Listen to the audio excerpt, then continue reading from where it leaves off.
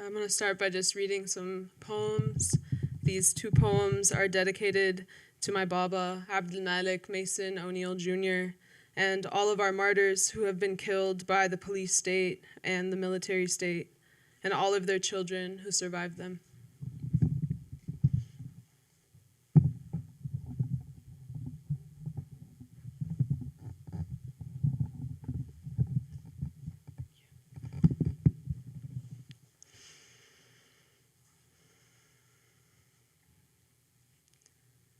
Aren't we all missing someone who intended to hold us?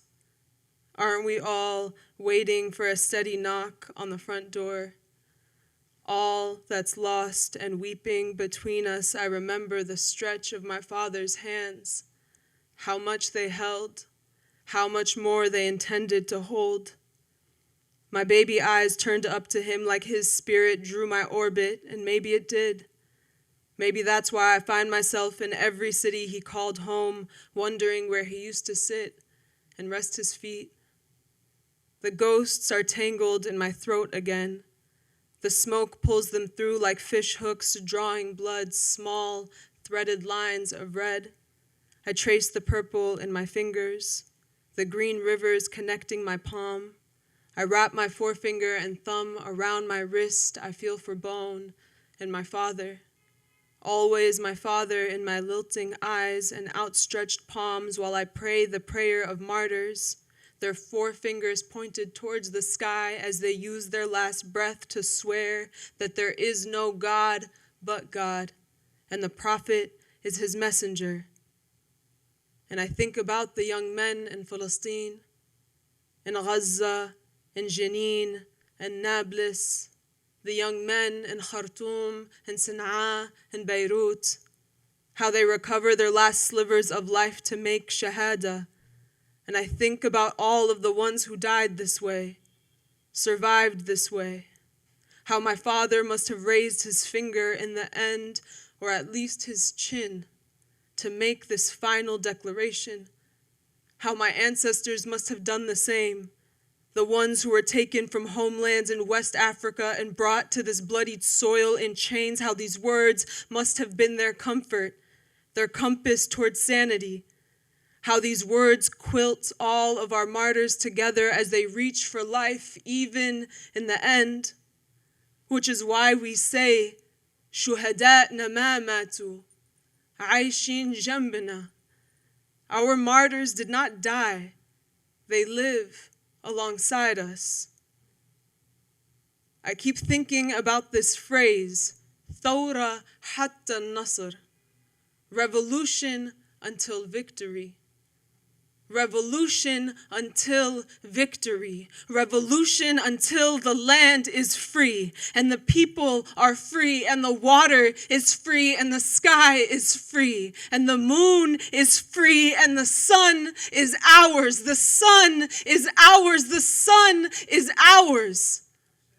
And fire is not turned on us, is not used to mutilate and maim and massacre, is not used to exterminate or extinguish life. And the olive trees sing again. And the figs too.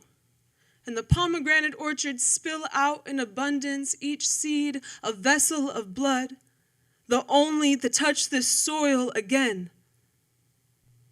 And I think about the veins in my palm, how they run back through my mother, and my mother's mother, and her mother before her, all this blood streaming into me and pouring out, and all I ask for is some guidance, some spirit older than me to hold me as I hold this. I am trying to honor the stories you've gifted me, the verses I inherited before I knew what it was to be connected through a God greater than the ones who rule us, with their military bases and their jets and their tanks and their automatic rifles ripping through holy skin, and still to say Allahu Akbar in spite of all of this, and still to lift a stone or a pen or your simple gaze even, to spit in their faces and refuse to submit or surrender, knowing Shahada is the ultimate surrender. May God make shuhada of us all. Make our breath greater than the short lives we were given. The short lives we squander as we obsess over how to hold on to this earth that was never ours to begin with. I came into this world with my father's palm wrapped around my fist. I came into this world holding on. But I'm learning that this life is simply a rehearsal for the next. I'm learning to let go and let go and let go until I can hold his hands again. Thank you.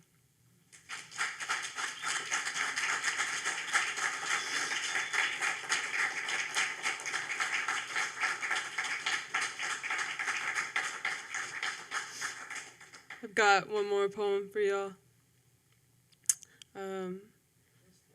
Just one. Now I want to get to the actual writers, the artists you're here to hear from today.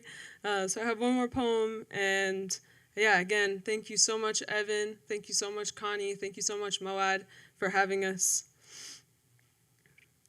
I am fated to remember what I wish I witnessed.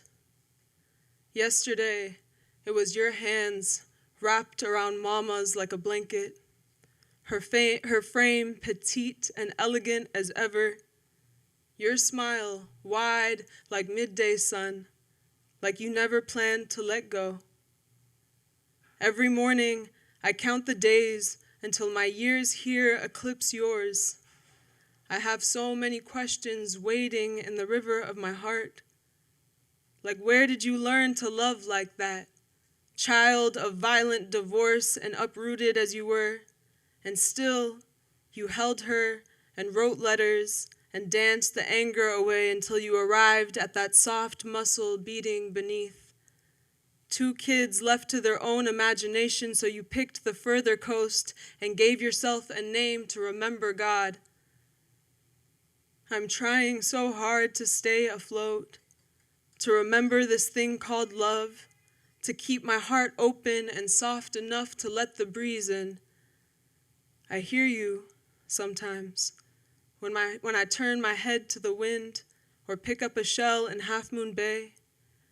I know you want me to move with the sun. I know you don't want me torturing myself, repeating the image of your decomposing body because it sharpens the enemy in my head. Because every time I imagine a future daughter's hand, I rage at everything that kept you from us, kept you ghost and token of this vile history that drags a chain of Black names through every city I love. And I want to forget. I want to move on too. I want your headstone to be enough, but it isn't. It isn't.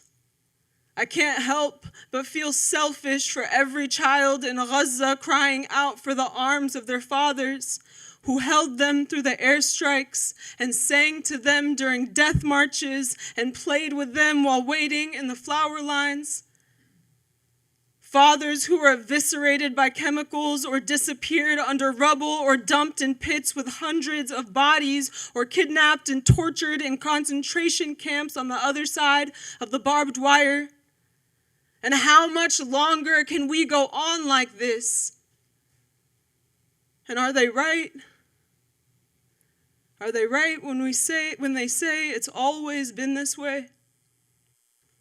That humans can't help but brutalize and bury? But I keep hearing the man playing keys on Broadway. How this melody followed me from 17th to Grand. How he sat in his wheelchair playing well past midnight.